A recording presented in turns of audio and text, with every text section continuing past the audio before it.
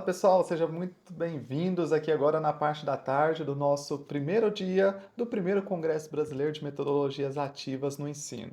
É uma satisfação muito grande ter vocês aqui conosco participando deste grandioso evento. Para nós da comissão organizadora e científica do primeiro Congresso Brasileiro de Metodologias Ativas, é muito bom receber vocês e ver que tem professores, pesquisadores, estudantes e entusiastas em metodologias ativas preocupados também com a qualidade da educação do nosso país. Sempre é muito importante pensarmos e repensarmos a participação do estudante, né, como protagonista no seu processo de aprendizagem. Eu gostaria de convidar aqui para abrilhantar ainda mais o nosso evento a professora Maiara Lopes, ela que é doutoranda em ensino e mestra em ensino das ciências. Ela vai falar um pouquinho conosco nessa tarde sobre ludicidade no ensino de biologia, aprendizagem significativa por meio de metodologias ativas.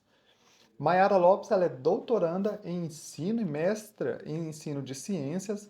Ela é especialista em docência do ensino superior e em ensino de biologia, ambos realizados pela Universidade Cruzeiro do Sul.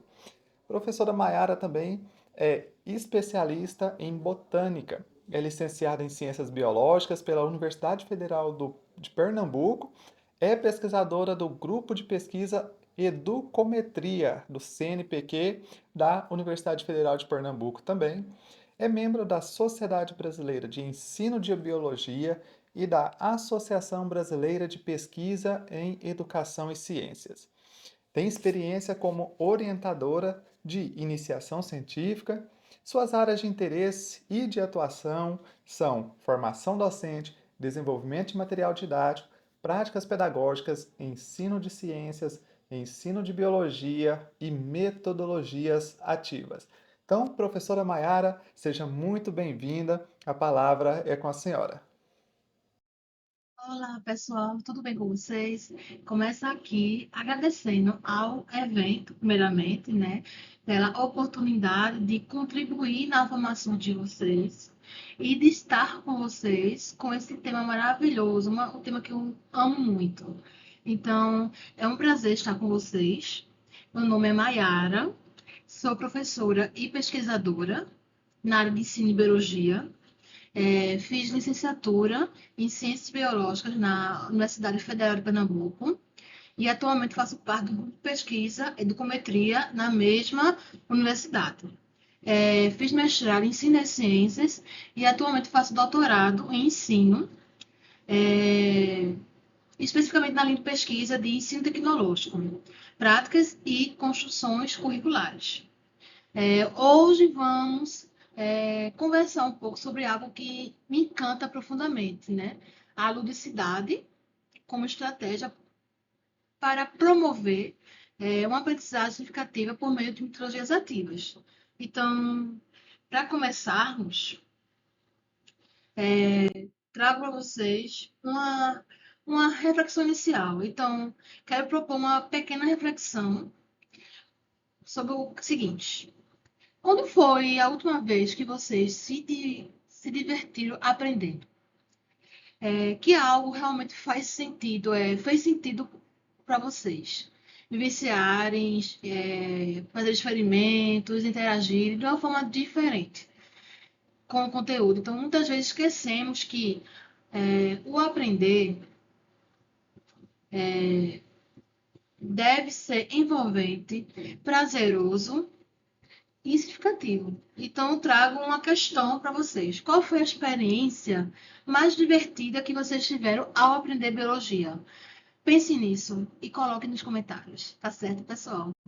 Então, trouxe um pouquinho do histórico para vocês, questão da conceituação e a importância da ludicidade no ensino de biologia.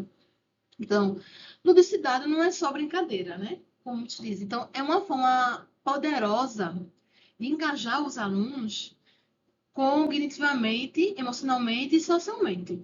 Então, ela desperta a curiosidade, o espírito investigativo e dá espaço para a criatividade, o que é essencial, principalmente no ensino de biologia. Então, quando associamos a ludicidade a metodologias ativas, potencializamos ainda mais esse processo. Os estudantes deixam de ser menos receptores e passam a atuar como protagonistas do seu aprendizado. Então, atualmente, o lúdico ele é entendido pelos pesquisadores que o estudam a partir de diferentes enfoques: antropológico, sociológico e psicopedagógico, entre outros.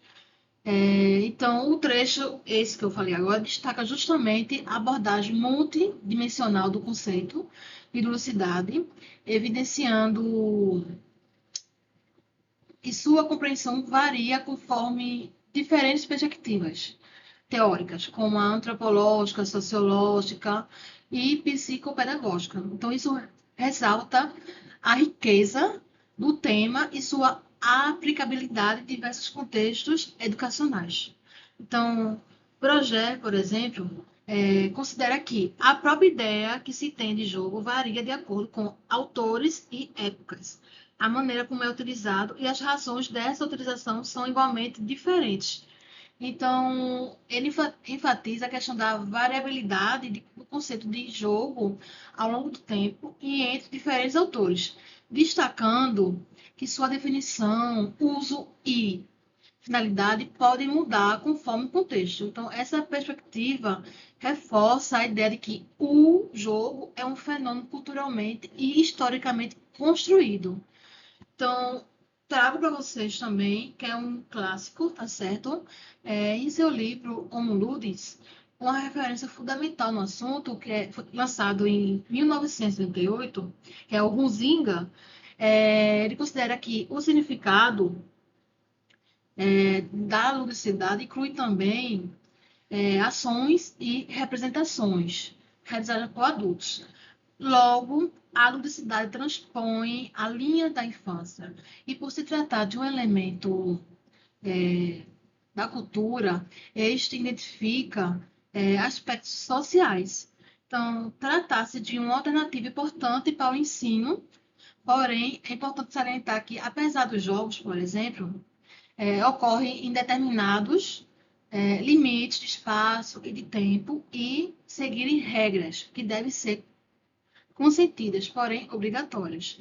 A atitude dos participantes deve ser voluntária e prazerosa. Então, não se pode negar que, sendo assim, as atividades lúdicas oferecem um prazeroso momento de aprendizagem e, mais importante, de que o tipo de atividade lúdica é a forma como ela é dirigida, vivenciada e o porquê da sua realização. Isso é muito importante. Então, trago outro fundamental nesse processo, que é Lucchesi, que ele justamente associa a concepção de lucidade ao estado de consciência. Ou seja, para ele, a ideia do luto está relacionada com a experiência interna do indivíduo. Então, trago outro um teórico muito importante, que é o Vygotsky, que geralmente, com toda a conduta do ser humano, a brincadeira reflete o resultado de processos sociais. Então, assim, sua teoria, ela acredita que o jogo é o elemento que impulsiona o desenvolvimento do indivíduo. Então, ele considera em sua teoria dois elementos fundamentais: a situação imaginária e as regras. Então, nos primeiros anos de vida, predomina a brincadeira e tem como função criar zonas de desenvolvimento proximal, os EDP, criando uma situação imaginária. Então, a criança desenvolve a iniciativa, expressa seus desejos e internaliza as regras sociais, que, como Kishimoto aponta. Ou seja, o trecho destaca justamente a importância do brincar no desenvolvimento infantil, resultando que, por meio de interações lúdicas, a criança aprende a tornar a iniciativa, a tomar a iniciativa, desculpa, expressar seus desejos e assimilar as regras sociais, aspectos fundamentais para a formação social e cognitiva. Então, numa perspectiva sociocultural, É importante destacar que, no brincar, a criança adentra no universo do adulto, assimilando o mundo do adulto, os hábitos, a cultura e justamente as relações sociais, sem, no entanto, assumir a responsabilidade como participante. Então, isso tudo trouxe para vocês para começar a conceituação, a importância do lúdico, do brincar, do jogo, que começa desde a educação infantil até a fase adulta, que é importante mostrar, né, um pouquinho de onde vem o principal que fala sobre essa questão, que é o Muzinga que eu trouxe. Então, acho importante, né, conhecer um pouco da história antes de seguir mais a questão da prática, né? Então, bem importante essas questões que cada um pensa, né? A importância, né, nisso é muito importante. Então, o que eu faço para vocês agora? Eu trago para vocês sobre as metodologias ativas. Então, o que seria essas metodologias ativas? Vocês já vivenciaram nas aulas com estudantes? Já usaram na sala com professores, né? Gostaria de saber um pouquinho de vocês sobre isso. Qualquer coisa, coloca nos comentários, tá certo? Então, primeiramente, para vocês entenderem um pouquinho, né? Por que isso, né? Metodologias ativas são abordagens, estratégias de ensino que buscam justamente envolver os alunos de forma mais participativa e dinâmica em seu próprio processo de aprendizagem. Então, ao contrário das metodologias tradicionais, né, onde o professor desempenha um papel central na transmissão de conteúdos, de conhecimento, nas metodologias ativas, os alunos são incentivados a serem protagonistas do seu próprio aprendizado. Isso já é importantíssimo para vocês. Então, ou seja, centrados na participação efetiva dos estudantes, na construção do processo de aprendizagem de forma flexível, interligada e híbrida. Então, as metodologias ativas, elas dão ênfase ao papel protagonista do aluno, ao seu envolvimento direto, participativo e reflexivo em todas as etapas do processo, experimentando, desenhando, criando, sempre com orientação do professor. Então, a aprendizagem híbrida destaca a questão da flexibilidade, a mistura, o compartilhamento dos espaços, tempo, atividades, materiais, técnicas e tecnologias que compõem esse processo ativo. Então, resumindo, ativas, estratégia de ensino, participação efetiva dos alunos, protagonismo do aluno, da autonomia ao aluno, é flexível, interligada e híbrida. Então, trago um teórico bem importante, até de acordo com o Morin, as metodologias ativas são abordagens que visam promover o desenvolvimento de habilidades cognitivas mais complexas, como pensamento crítico, resolução de problemas, tomar decisões e trabalho em equipe, além de incentivar uma maior motivação e engajamento por parte dos estudantes. Então, entre as metodologias, né, que utilizamos, temos diversas metodologias. Trago as principais para vocês. A aprendizagem baseada em problemas, projetos, STEM, rotação, postação, gamificação, sala de aula invertida, entre outras metodologias, são enormes, né? Todas as principais, justamente as que eu mais uso nas minhas aulas, nas minhas oficinas. Então, tudo isso contribui para o quê? O desenvolvimento de competências como resolução de problemas, pensamento crítico, colaboração, comunicação. Tá certo, pessoal? Então, trago a vocês exemplos de práticas lúdicas, jogos, dramatizações, experimentações. Então, assim, minhas vivências no contexto educacional. Então, eu sempre busco nas minhas aulas e oficinas levar práticas para meus alunos, pois isso é fundamental para o processo de construção da aprendizagem deles.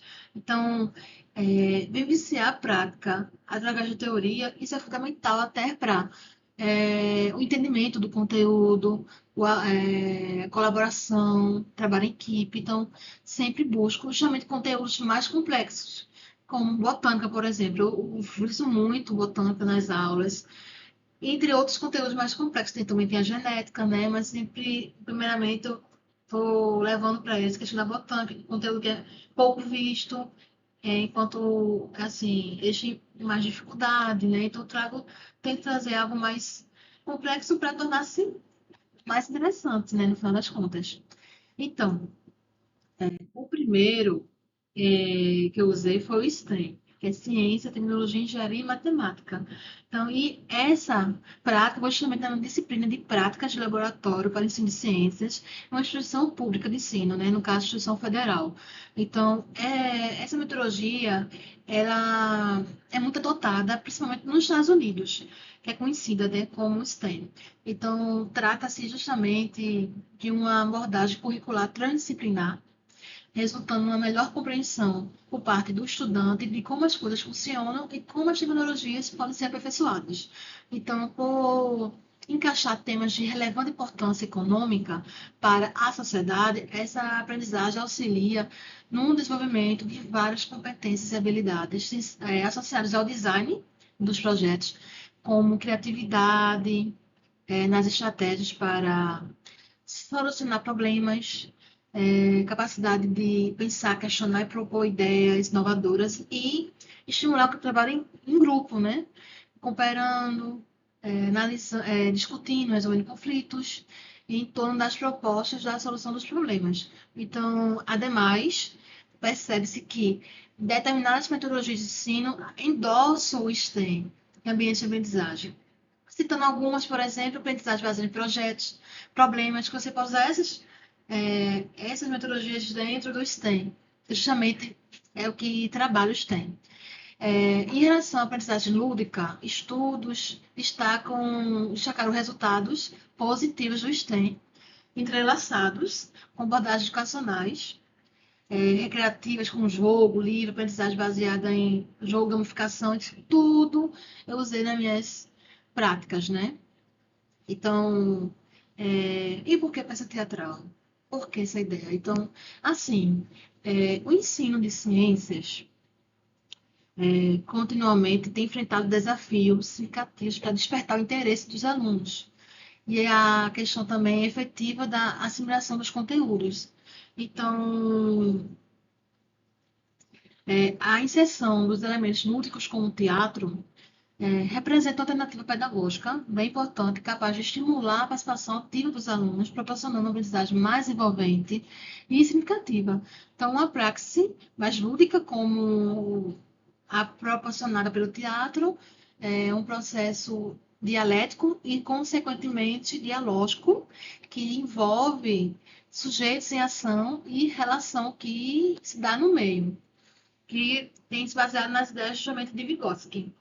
Então, considerando, assim, o desenvolvimento de estratégias pedagógicas inovadoras torna-se imperativo no contexto educacional contemporâneo, especialmente no ensino de ciências. Então, a proposta é uma peça teatral englobando conteúdos STEM, que é Ciência, Tecnologia, Engenharia e Matemática, surge como uma abordagem singular e eficaz para a avaliação da aprendizagem. Então, alinha-se a crescente demanda por profissionais capacitados nessas áreas, tornando imperativo o desenvolvimento de habilidades desde as etapas iniciais da formação acadêmica. Então, a peça teatral, ao fundir o cunho educacional e artístico, visa superar a tradicional separação entre teoria e prática, proporcionando uma experiência integrada de aprendizagem. Então, essa abordagem também atende à diversidade de estilos de aprendizagem, permitindo que os alunos explorem conceitos científicos de uma maneira mais visual, mais didática, dinâmica. Então, a partir disso, foi separado em 4 grupos. Primeiro, para praxe avaliativa. Então, a partir da separação em 4 grupos, cada um escolheu um tema da sua peça teatral. Então, tinha que seguir alguns protocolos. Primeiro, após separar-se em grupos, cada um decidiu o que vai ser feito a peça teatral, foi definindo os passo a passo a ser seguidos para a elaboração da peça teatral. Então, esses passo a passo foi justamente o quê? A ideação, concepção, roteiro, estrutura, desenvolvimento dos personagens, cenografia, figurinos, teve também os ensaios, direção, design de som, iluminação, ensaios técnicos, revisão do roteiro, e as apresentações, todo passo a passo para que se encaixe nas características da peça teatral. Então, a partir disso, foi levado em consideração alguns critérios para essa avaliativa. Foi justamente a questão da criatividade e inovação, roteiro, a aplicação prática para o ensino de ciências, que aplicação esse teatro vai dar para o ensino de ciências, o cenário, muito importante, coesão didática do grupo. Então, essa avaliação não buscou somente avaliar em si, mas promover uma aprendizagem significativa, incentivando o desenvolvimento de habilidades necessárias para os futuros jogadores. Então, lembrando que muitos já tinham experiência com a sala de aula, né? Porque a maioria já estava fazendo BIBID, que é o programa de iniciação à docência, então já está tendo aquela experiência já, né? Já tem aquele jeito. Então, isso ajudou um pouquinho também, né, na criatividade. Então, foram 4 grupos, né, que abordou diferentes aspectos e diferentes desafios relacionados à integração do STEM. Então, foi bem legal essa atividade, né? Então, primeiro foi o Despertar de Sara, como vocês podem ver, né, aí na imagem. Essa história descrita nessa apresentação foi desenvolvida pelo próprio grupo, onde puderam organizar suas ideias de acordo com os requisitos e competências a serem avaliados. Então, essa história foi contextualizada utilizando como protagonista uma aluna universitária, Sara, que com o intuito de aproximar a realidade da personagem com a realidade dos presentes em sala, dando ênfase à reflexão. Então, foram citados na apresentação os nomes de indivíduos notáveis que revolucionaram, né, o cotidiano da sociedade, com marcos históricos, que foi importante, sendo alguns deles representantes já conhecidos de outras disciplinas, e alcançando o conhecimento prévio da turma e a memória com a finalidade de despertar questionamentos, problemáticas, de maneira dinâmica e lúdica, que é o papel do STEM no contexto acadêmico. E afirma também a questão que como diz, aproximar, despertar em professores e pesquisadores o interesse em continuarem, né, com seus trabalhos, a fim de enfrentarem qualquer desafio com a finalidade de intervir em problemáticas. Então, como destacar o que nessa questão? O protagonismo do gênero da personagem Sarah. Então, há um questionamento importante acerca da desigualdade de gênero nas carreiras STEM, o que tem preocupado muito os especialistas. Então, eles focaram nessa questão, né, que é muito próximo do STEM. Qual o papel da mulher na sociedade? Ela também contribui muito na inovação e na pesquisa. Então, mostrar essa importância, né, da mulher na sociedade, na pesquisa, na ciência. Então, eles focaram muito nessa questão.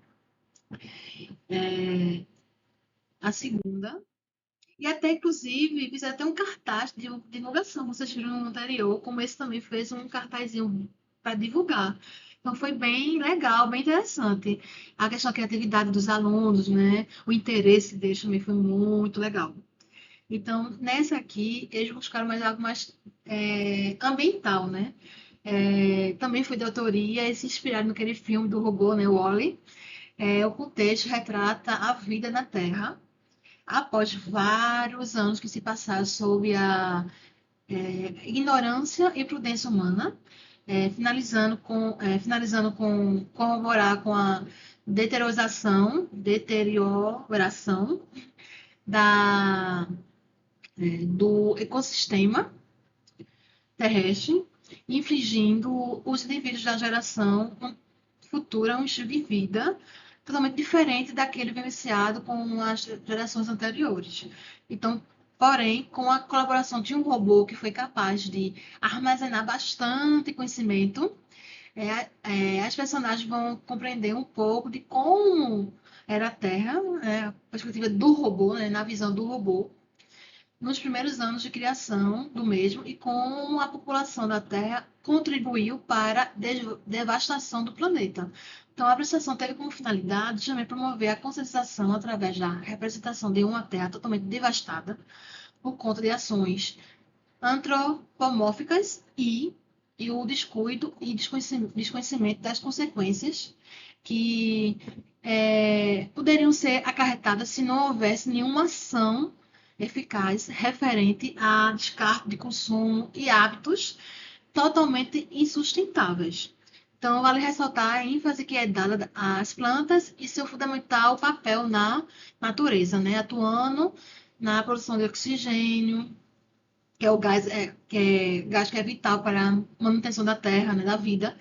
Então, através da retratação da vida na Terra, que extinta e totalmente diferente do que foi, do que é agora, os alunos puderam introduzir a tecnologia, a ciência e seus avanços tecnológicos sustentáveis de maneira lúdica, a fim de garantir um processo de ensino-aprendizagem significativo e que contemplou uma prática eficiente.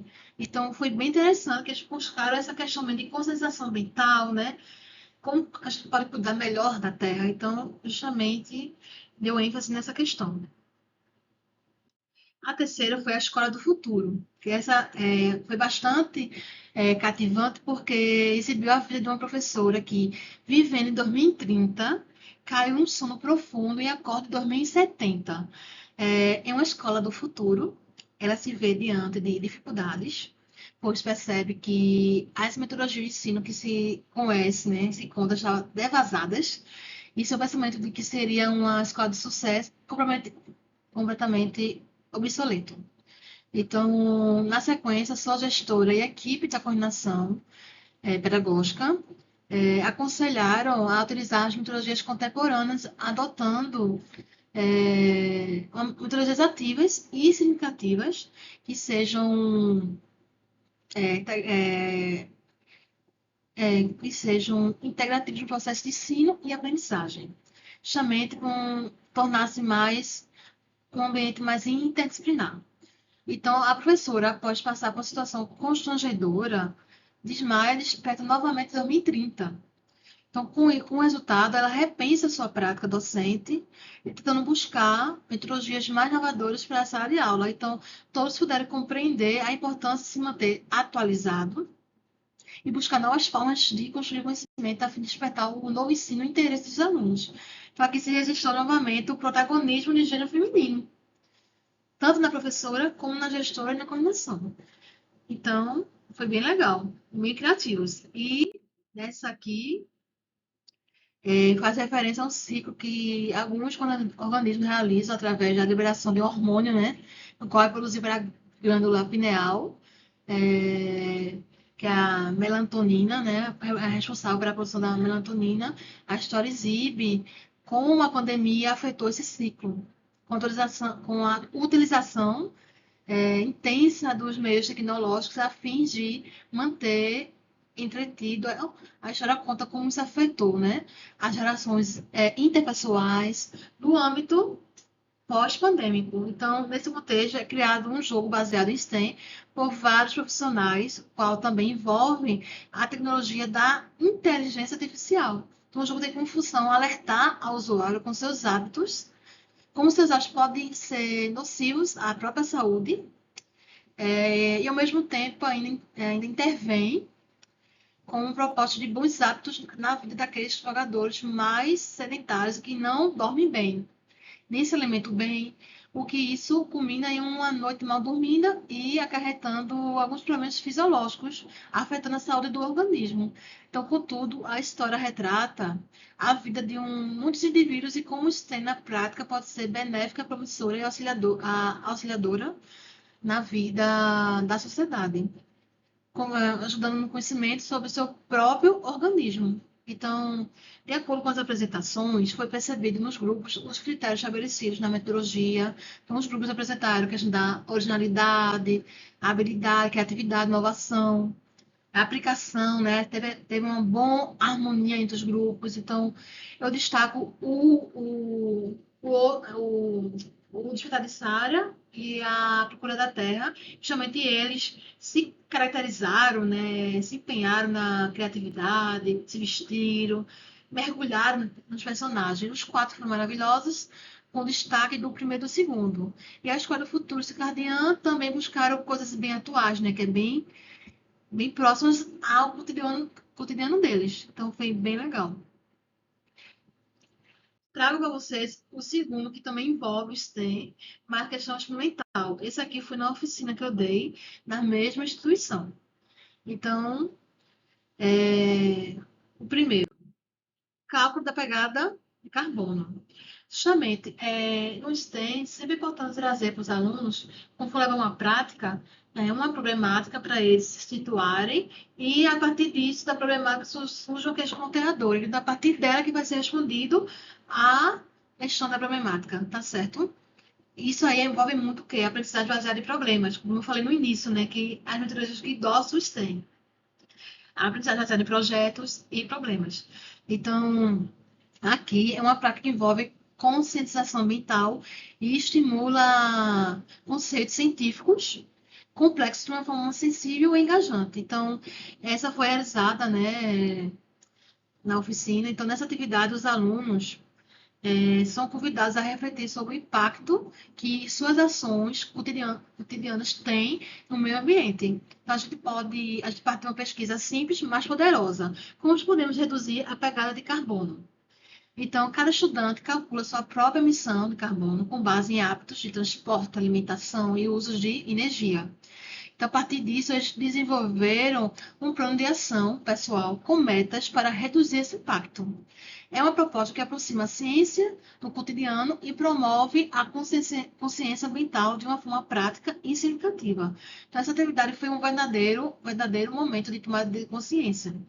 Os alunos ficaram impressionados ao descobrir o quanto pequenas atitudes do dia a dia, como o tipo de transporte que usam, os alimentos que se consomem, impactam diretamente o meio ambiente.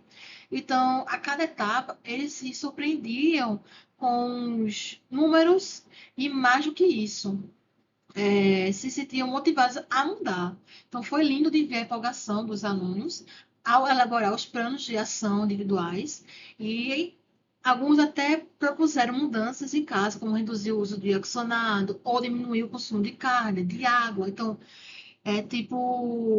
isso também faz que eles acabam tendo uma consciência sobre os seus hábitos, né, do dia a dia. Então, alguns materiais foram utilizados, que foi a calculadora para cada de carbono, tanto online como uma planilha, foi usado uma de online. Um link lá, eles foram calculando cada parte. Tabela de consumo energético, papel e caneta para o plano de ação, e cartolina para essa elaboração do plano de ação. Então, tudo foi feito em equipe, né? Cada um tem o seu plano, mas no final em equipe para discutir entre si. Então, qual foi o objetivo justamente dessa prática? Desenvolver a consciência ambiental e estimular o pensamento crítico por meio da matemática aplicada, a análise dos dados reais e a proposição de soluções sustentáveis. Então, a prática integra a ciência, que é a ecologia, sustentabilidade, matemática, os cálculos, e a arte, que é justamente a prestação criativa de como você vai fazer, elaborar esse plano de ação. E as habilidades trabalhadas, justamente a leitura crítica do mundo a partir de dados reais, desenvolvimento de planos de ação sustentáveis, relação entre ciência e cotidiano, aplicação da matemática no cotidiano. Então, é bem importante isso. O próximo foi a simulação da erupção vulcânica, que conecta reações químicas e fenômenos geológicos, mostrando limites e semelhanças entre o natural e simulado. Então, aqui trabalhamos com a ideia de responder um fenômeno natural complexo, a questão da erupção de vulcão por meio de uma reação química simples com vinagre e bicarbonato. Então, o objetivo também não era apenas divertir, mas discutir o que está acontecendo ali. A liberação de gases, a movimentação do magma, os impactos ambientais e sociais, e também exploramos muito as diferenças entre a simulação e uma erupção real. Então, assim, a atividade integra química, geologia, educação ambiental, promovendo uma compreensão mais complexa dos processos naturais. Então, aqui, essa atividade foi um espetáculo, os alunos gostaram muito, porque eles viram como que funciona essas reações, então a empolgação foi bem interessante. Alguns materiais utilizados foi justamente bicarbonato de sódio, vinagre, corante, né, laranja vermelho, para dar aquela cor na espuma, né, quando sair, detergente, garrafa pequena, argila, papel, para formar o vulcão, e uma bandeja para poder a lava ficar ali, né, quando sair, ter ali. Então, o objetivo é justamente o quê? Explorar os limites entre a simulação e a realidade, conectando química, que são as reações ácido-base, geologia, a dinâmica da crosta terrestre, a engenharia, que é a modelagem do vulcão, e educação ambiental, que são os impactos e dos desastres naturais, com uma abordagem lúdica e investigativa. Algumas habilidades, compreensão dos fenômenos naturais e suas simulações, também interpretação dos impactos sociais e ambientais das erupções, criatividade na construção de modelos, comunicação científica, então, bem interessante. E você percebe aqui o problema, né, sempre, e a partir disso a questão norteadora, sempre para guiá-los no processo da investigação. E aqui, por fim, nessa instrumentação foi o estudo do DNA, que torna visível algo invisível aos olhos, né? Estimulando discussões sobre a biologia molecular. Então, essa prática foi uma das favoritas dos alunos, né? Até no BIBID eles fazem muito, porque torna visível aquilo que geralmente é invisível, o DNA. Então, usando ingredientes simples como morango ou banana, depende, você também pode fazer de cebola também, então usando detergente, sal, fio de café, cola descartáveis, né? Para identificar. Aqui na foto ela até mostrou, né, o DNA, né, do morango. Foi bem interessante essa prática. E compreende sua função, né? Qual a sua função? O papel da biologia na compreensão da vida é muito importante. Então, a partir disso, teve um problema, surgiu uma questão norteadora. Então, os alunos foram perfeitos, né? Bem empolgados. Quando tem a instrumentação, eles se empolgam, se divertem, se engajam. Então, isso é muito bom. Então, o objetivo é justamente tornar conceitos abstratos da biologia molecular visíveis e acessíveis, usando materiais que você tem em casa. Então, aproximando os alunos da investigação científica, promovendo a experimentação, observação detalhada e a formulação até de hipóteses. Então, foi bem interessante. Algumas habilidades: visualização e compreensão do material genético, introdução a temas como clonagem, biotecnologia, conexão de ciência, tecnologia e sociedade, e interesse para a pesquisa científica. Então, essas atividades foram cuidadosamente pensadas para estimular a investigação, a criatividade, a integração de diferentes áreas de conhecimento, né? Então, promover uma aprendizagem significativa, ativa, integrada, contextualizada e significativa, né? Unindo a ciência, tecnologia, engenharia, arte e matemática. Então, bem próximo do que os tem, né? Que estimula a curiosidade, investigação, pensamento crítico, tomada de decisão, com base sempre em evidências. E aqui foi outra oficina que eu usei, que foi justamente explorando a botânica usando rotação de estação. O que seria rotação de estação? É onde os estudantes se dividem em várias estações, tá certo? Aí cada grupo e cada atividade em uma estação. Lembrando que não importa a ordem que começa a estação, portanto que todo mundo passe por todas as estações. E uma das estações tem que ter o uso da tecnologia. Então, o tempo o professor define, a quantidade de grupos de alunos de cada estação também é definido de acordo com o objetivo da sua aula. Então, o bom disso também é que você pode dividir diversas atividades em cada estação. Ou seja, em uma única prática, você pode envolver diversas atividades relacionadas ao conteúdo. É muito interessante. Então, a estação A foi o dominó botânico, que foi justamente onde os participantes interagiram com um jogo de dominó. A regra é a mesma, a diferença que usaram para educacional, né? Biófita, pteridófita, geospênio, cada grupo foi separado, então é igual normal. Você vai relacionar a figura biófita com a sua característica. Então, plantas que produzem raiz, caule, flor, semente e fruto. Qual é esse? Qual a imagem? Qual o grupo que liga essa? Angiosperma. Então, você vai dando dominó até no final ganhar. São 40 peças e é bem divertido. Imagina você jogar, aprender brincando, é muito bom.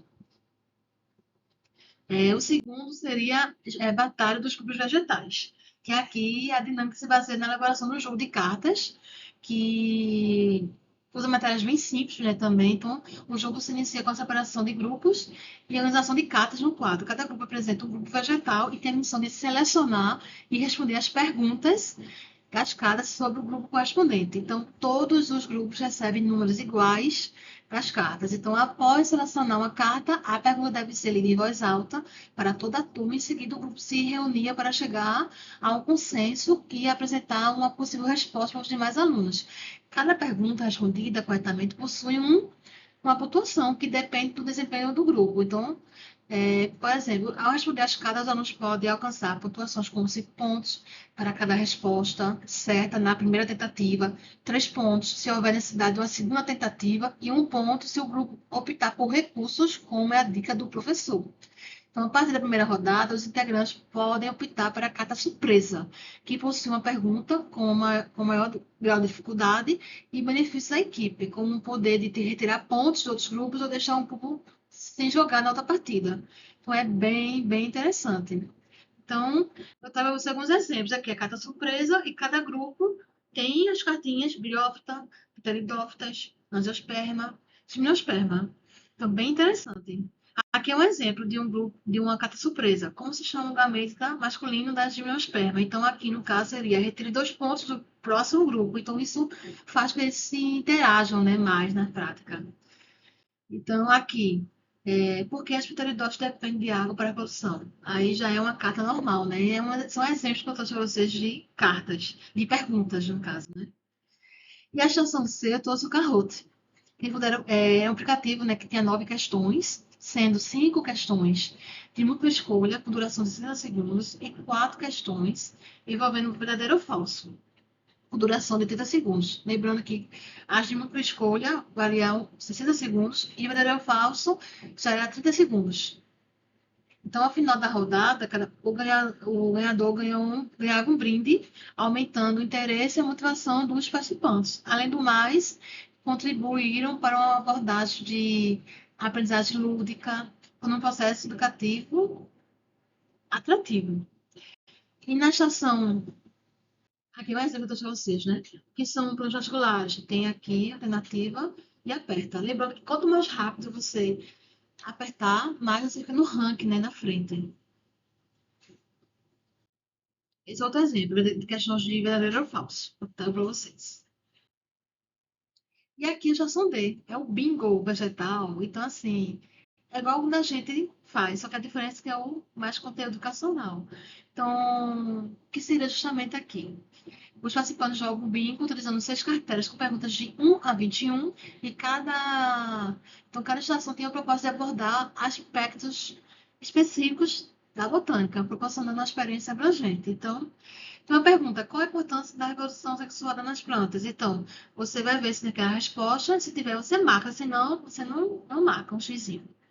Então, promover a aprendizagem explicativa de conceitos botânicos por meio das metodologias ativas de rotação substituição, por exemplo, que eu usei, integrando os principais princípios da abordagem STEM para estimular o pensamento crítico, a investigação científica e a interdisciplinaridade. Então, a oficina buscou envolver os estudantes com experiências práticas diversificadas relacionadas à botânica, como morfologia vegetal, fisiologia, ecologia de plantas e aplicações biotecnológicas, distribuídas em diferentes estações de aprendizagem, favorecendo a autonomia, a concepção, a construção coletiva de conhecimento. Então, lembrando que botânica é um assunto que os estudantes têm mais dificuldade. Então, tentei buscar isso para tirar esse enigma, né? Que botânica é difícil, coisa e tal. Então, foi bem interessante.